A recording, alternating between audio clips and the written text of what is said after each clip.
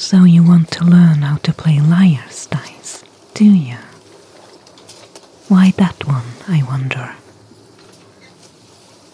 You watched your shipmates play it, aye, but that's not all they play. You could have picked another dice game, or cards instead. Why did this one catch your eye? Does it suit your character, this game? And what does that say about you, I don't mind teaching you, not at all. Have a seat, and I'll show you how to play. Liar's dice is a game of deception. Your bet includes all the dice, not just your own. Aye, there's a bit of luck involved as well. Luck, risk, tactical thinking too, and every man to himself. You can learn a lot of a man by how he plays, what he is willing to risk or not to risk. There lies the measure of his soul. How brave he is, how desperate, or how foolish. In that way, truth and deception goes hand in hand.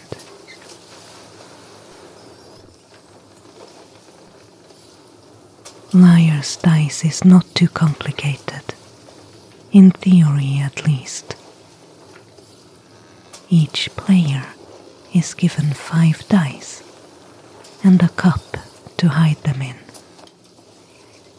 You shake the cup and place it upside down on the table. Your dice are for your eyes only, so hide them well. Liar's dice is best played with 3 or 4 players, but 2 will also work. You bet on the amount and number of dice. A bet of 6 threes means you think there is at least 6 dice on the table, showing the number 3. Each turn you must up your bet or challenge your opponent. There are 3 ways you can up your bet. Firstly, you can up the bet and leave the face the same. So, 6 threes can be increased to 7 threes. Secondly, you can up the bet and change the face value, either up or down. So 6 threes can be changed to 7 twos or 7 sixes or any other value. Lastly, the bet can remain the same and up the face. So from 6 threes to 6 fours, 5s or 6s. The value of the bet never goes down, and the face can only be decreased if the bet is increased. The question is, how far will you stretch? How long will you keep going? And how good are you at bluffing? If you think your opponent bets too high, challenge him. Call him a liar. Once a challenge is made, all dice are revealed. If the amount of dice is equal to or higher than the last bet, the challenger loses. If it is less, the challenger wins. You can only challenge your opponent when it's your turn, so if there's more than 2 players, there will always be at least 1 player you can never challenge. It will all come together when we start playing. Once you get the hang of it, you can play for whatever you think you can afford to lose, or more if you dare. Any member of my crew can be challenged. Anyone. Some play 1 round and that's it. That's what I prefer myself. 1 round is 1 game. Others keeps it going for longer by removing dice. You lose 1 dice each time you lose a round, and you're out of the game when you're out of dice. The fewer dice you have, the less of the total amount of dice you see. Makes betting harder for you and easier for your opponents. Tips the scales in a way I don't like. Some players like the ones to be wild. The ones will then count towards the amount stated in the current bet. Don't like that either, so that's not how I play. I like to keep it simple. 1 round and end it there, or start again and play best out of 3 or best out of 5. No dice is removed and nothing's wild. Too many rules spoil the game. Liar's dice is simple and should be kept simple. I like the brutality of it and the sophistication.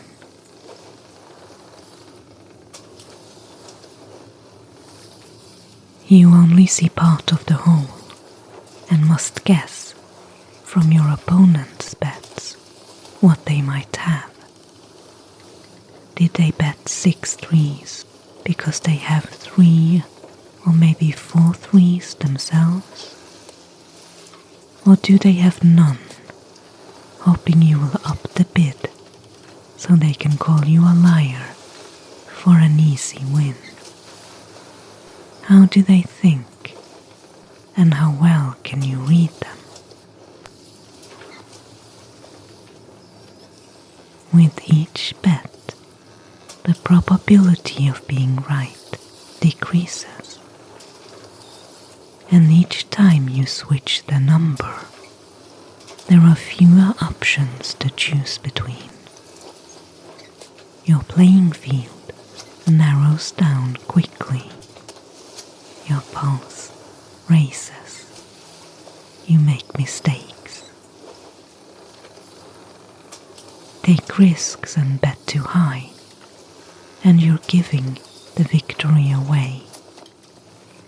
Next game, you try to be careful, end it too soon, and you lose again. 'Tis a difficult balance to strike. Watching your opponent is as important as watching your own dice.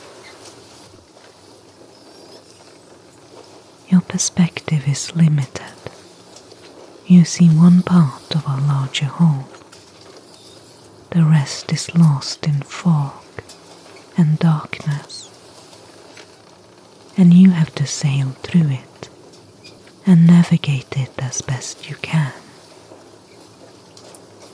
Sometimes you hear calls through the fog or see a distant light and adjust your course accordingly.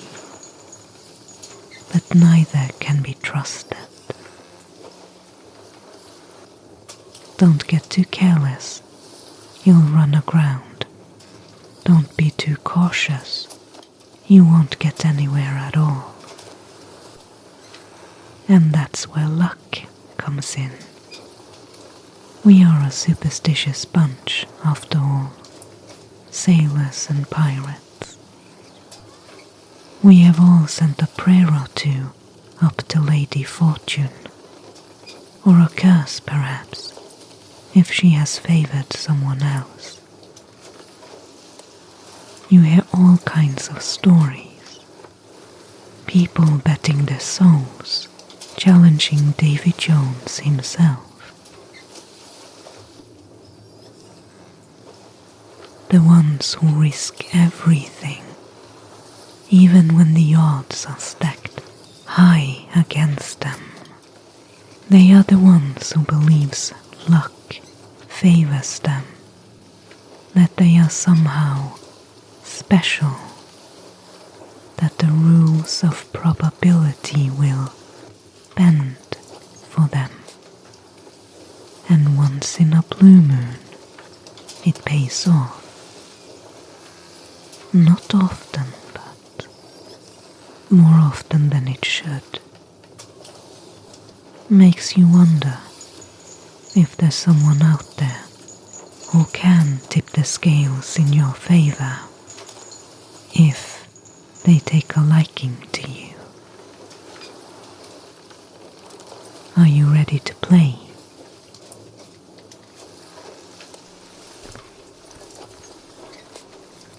Here, whalebone dice,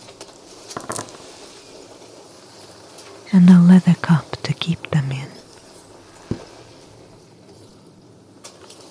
If one dice lands atop another, roll again. We play for practice, no stakes for the time being.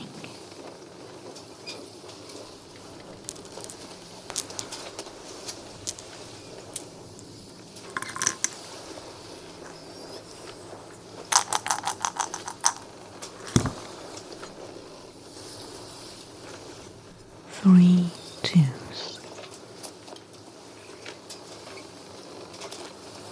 4 fours,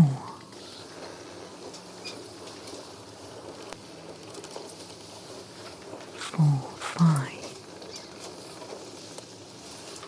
Call me a liar or up the bid.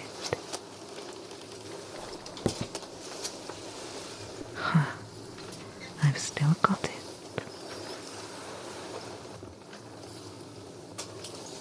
Again. Best out of 3. You start.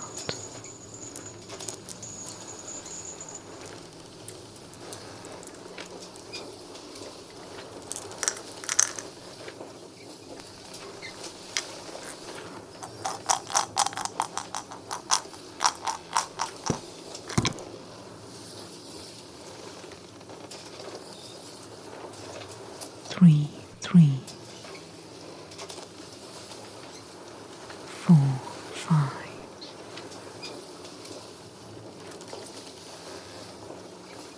4 sixes, liar.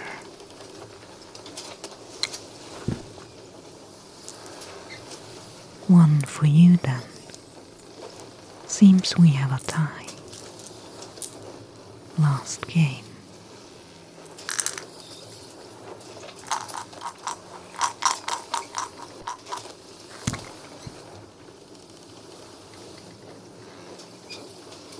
Three fours, 3 fives, 2 sixes,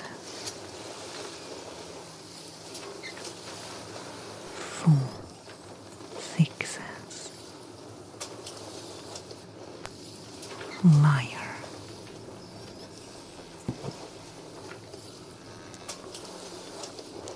Not bad for your first run. Would you like to play again? Are you done practicing then? Alright. Should we play for a bottle of rum this time? Or something more valuable? It's a bit too soon, I think, to wager your soul.